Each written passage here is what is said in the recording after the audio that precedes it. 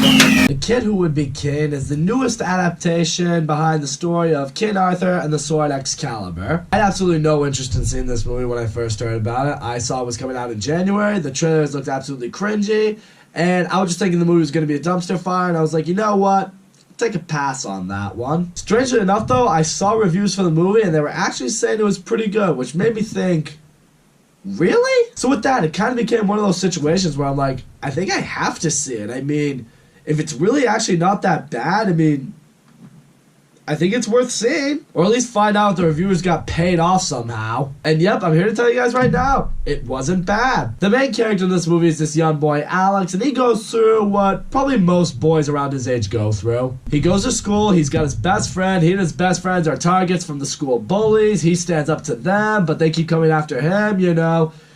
It's how it is in school, especially when you're that age. But very quickly, it is easy to get behind Alex because you see what he stands by. Honor, loyalty, friendship. Which you feel he gets a lot of that from the story of King Arthur, which was given to him by his dad when he was much younger. So you really feel like he values the knight's code of honor. And one night, while avoiding the bullies, he winds up at a construction site and he sees a sword impaled through a stone. And Alex is able to remove the sword from the stone. He goes to visit with his best friend, and the two of them begin to decipher, hey, what if this sword is Excalibur? And then the very next day at school, they meet this teenager who has hypnosis powers, basically is able to just clap his hands a few times and just make everyone do what he says. Alex and his friend are, of course, very weirded out by him at first, but they begin to think something's probably up with him. The teenager also learns that Alex has Excalibur, so now he's like, alright, we need to have a talk. Once they meet with the teenager, he reveals himself to be the wizard Merlin, played by Patrick Stewart, and he explains to them what is happening. During King Arthur's reign, he and his army had to take on this evil sorceress named Morgana, who wanted the sword for herself. She wanted the authority, but they stopped her. They vanquished her to the underworld, but she vowed that she would return. And now that Alex, who is a descendant of King Arthur, has pulled the sword from the stone, she's now coming back. Merlin explains this is why the boys have run into these skeleton demons that have appeared in the middle of the night, and why the people of the living disappear, because they're not among the king's men, so they just vanquish in the middle of the night when these demons make their appearance. And he also reveals to Alex, it's like, once the solar eclipse hits in a few days, her entire army's gonna emerge, and they're just gonna lay waste to England because no one's gonna be around to stop her. He's like, the only one who can is you, and you're gonna have to recruit an army. And now it's around at this point in the movie, Alex is able to recruit the two bullies who are coming after him because he explains what's going on. They've now seen the power of the sword, they've seen the demons, and Alex is also thinking, okay, I'm also gonna go find my dad somewhere in the UK, I'm gonna explain to him what's happening, he should be able to help us, he was big into the story, he's the one who gave me the book. As this story goes along, we do get some good character development. I mean, at first the bullies agree to work with Alex, but they're kind of out for their own selfish desires, but as the movie goes along, and as they're forced to work together and help each other, you do see some kind of friendship forming. You see a form of redemption coming out of the bullies. It is cool seeing Merlin use his magic to teach the kids how to become knights. But even still, what surprised me most in the movie is it had a lot more heart than I was expecting, because it does reach a point where Alex arrives where his dad's supposed to be, and then his dad's sister, his aunt, reveals to him, it's like,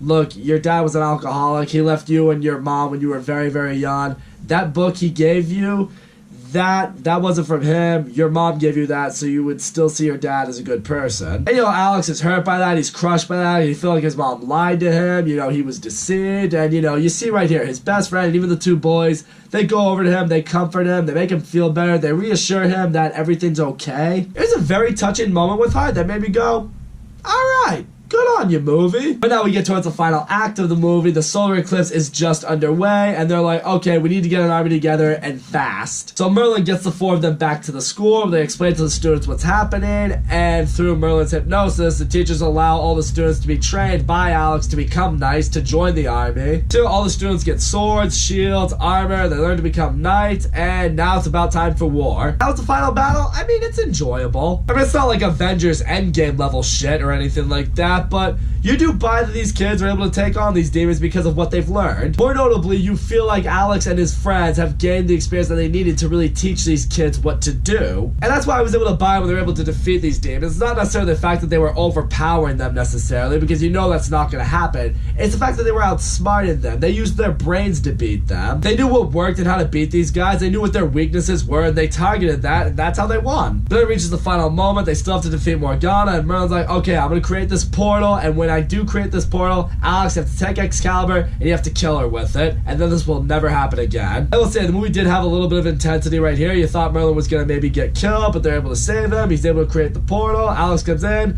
cuts off the head of the demon, and the world is saved. And with that, Alex finally returns home. He and his mother make amends. You know, he felt like he's gained new friends in these bullies. He's grown closer with his own best friend. They've all realized what it truly means to be a knight, and Arthur's realized what it means to be king. The end. So all in all, The Kid Who Would Be King, surprisingly good family movie. The kids in this movie do a fine job. They're not the best kid actors I have ever seen, but they do well. They do what they need to do without the acting being horrible. I respect that. The movie has solid character development. The adventure that the kids go on, it's not the most exciting ever, but it's not boring. The movie has heart, it had magic, it had a pretty entertaining final showdown. Patrick Stewart, when he was in this movie in his true form as Merlin, I thought he provided nothing but good things for it. And in the end, this is pretty much the ideal family movie. Kids will love this movie, and adults will enjoy it enough that they're not gonna hate that they had to bring their kids to it. So, I guess the movie did its job. And with that, it looks like we're gonna get on January Live, folks. Yeah! So that's all I gotta say, guys. Thank you so much for watching my video. Don't forget to leave a comment, like, subscribe, and I will see you all next time.